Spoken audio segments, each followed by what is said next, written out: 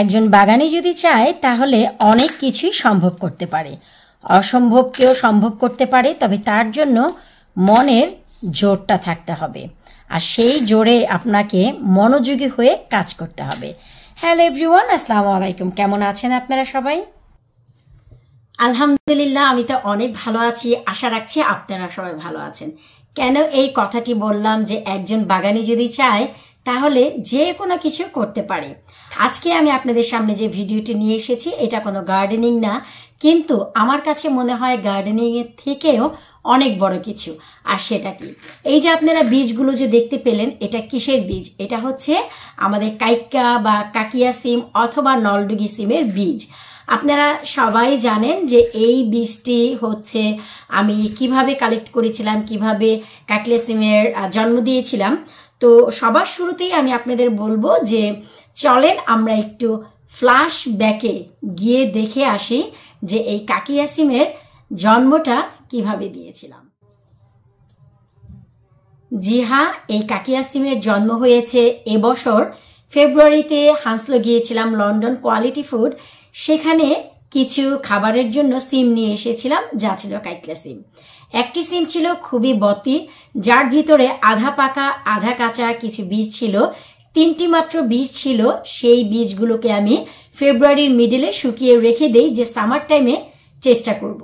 মার্চের 15 তারিখে সেই বীজগুলো দিতেই ভালো মানের গাছ হয়েছে। আপনারা দেখতেই পাচ্ছেন যে গাছটি কত চমৎকার হয়েছে।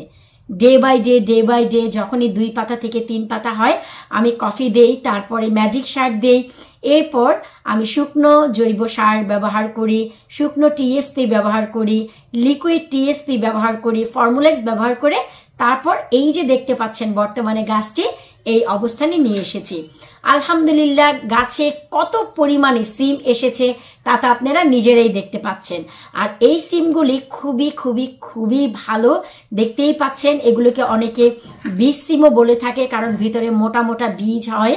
তো আলু আর এই সিমের সাথে একটি সম্পর্ক রয়েছে। আদিকাল থেকেই আমার আব্বু এই সিমটি আনতো, আর আমার আম্মা আলু আর সিমের সাথে গাতাগাতি করে একটি রসুন পেঁয়াজের বাঘারে খুব চমৎকার ভাজিও রান্না করতো। তো দেখতেই পাচ্ছেন ওভারঅল কত সুন্দর সিম গাছটি। তবে দুঃখের বিষয়, যেহেতু অনেক বেশি গরমে সিম গাছটি আমি বানাচ্ছি, আমি এই সিম গাছটি বানাতে কিন্তু একদিনের জন্য এক রাতের জন্য বাহিরে নেইনি। হার্ডেনিং অফের জন্য আমি 2 দিন নিয়েছিলাম, তবে হার্ডেনিং অফ আমার এই কনজারভেটরিতে হয়ে যায়। শীত গরম সব কিছুই পায়, ঠান্ডা গরম সব পায় আমার এই কনজারভেটরিতে। তাই এই গাছটির হার্ডেনিং অফ করা হয়নি।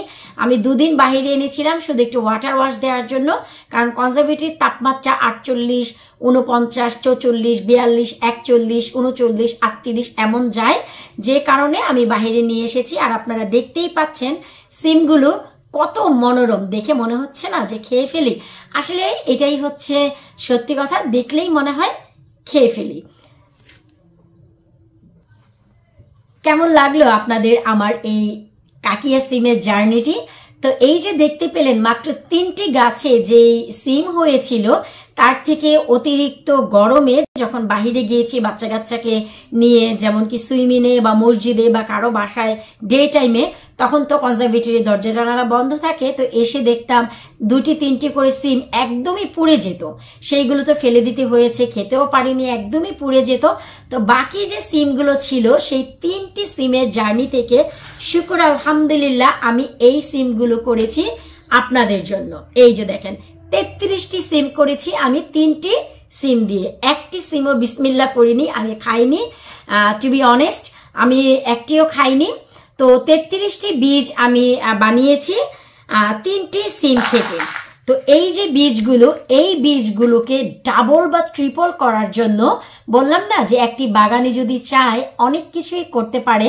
আশা রাখবো সামনের জিনিসটি দেখলে আপনারা বুঝতেই পারবেন যে আমি আমার লাভলি ভিউয়ার্সের জন্য 2026-এ যারা আমার কাছে অনেক অনেক কাঙ্ক্ষিতভাবে এই কাকিয়া সিমের চারা চেয়েছিলেন, বীজ চেয়েছিলেন, দিতে পারিনি, তাদের জন্য দ্বিগুণ বা 3 গুণ করার জন্য এই কিষানি কি পদ্ধতি অবলম্বন করেছে চলেন সেটা আপনাদের সাথে শেয়ার করি।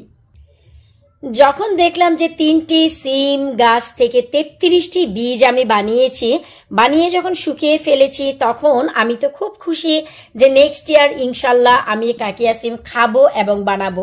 তো আমার হাজবেন্ডের বুদ্ধিতে একটি পদক্ষেপ গ্রহণ করলাম আজ থেকে 7 দিন আগে। একই পটে, এটাই কিন্তু আমার কাকিয়া সিমের পট ছিল, না মাটি চেঞ্জ করেছি না এক্সট্রা কোনো খাদ্য দিয়েছি, নাথিং। কারণ মাটিগুলো চেঞ্জ করতে পারিনি। এখানে একটি খাটো জাতের সিমের গাছ আছে, এখান থেকে আমি 15টি সিম তুলেছি। আর এই যে বাকি যে কি 3টি সিম আছে দেখতেই পাচ্ছেন, সিমের ভিতরে দেখেন বীজগুলো, এগুলো পোক্ত হলে এগুলো কিন্তু আমি রাখছি, আমি কিন্তু এই সিমও খাইনি। তো চিন্তা করলাম যে ঠিক আছে এটা থাকুক। এই পটেই আমি দেখেন 6টি বীজ দিয়ে দিয়েছি। বীজের মান কেমন হয়েছে আপনারাই দেখেন।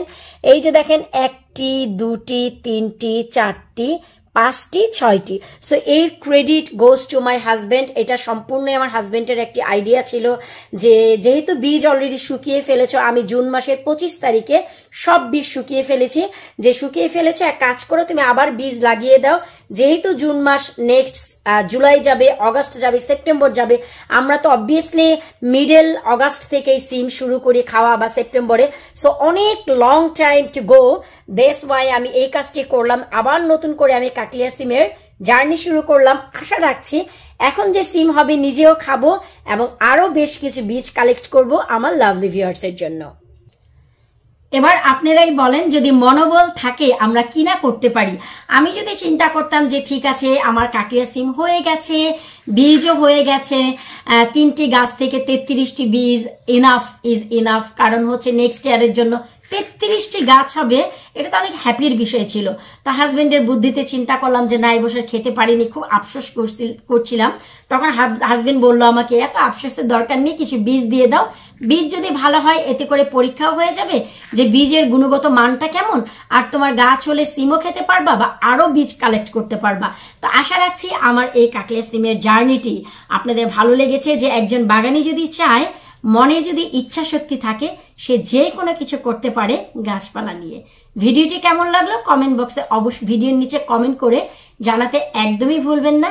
বিদায় নিচ্ছি, পরবর্তী ভিডিও দেখার আমন্ত্রণ জানিয়ে আল্লাহ হাফিজ।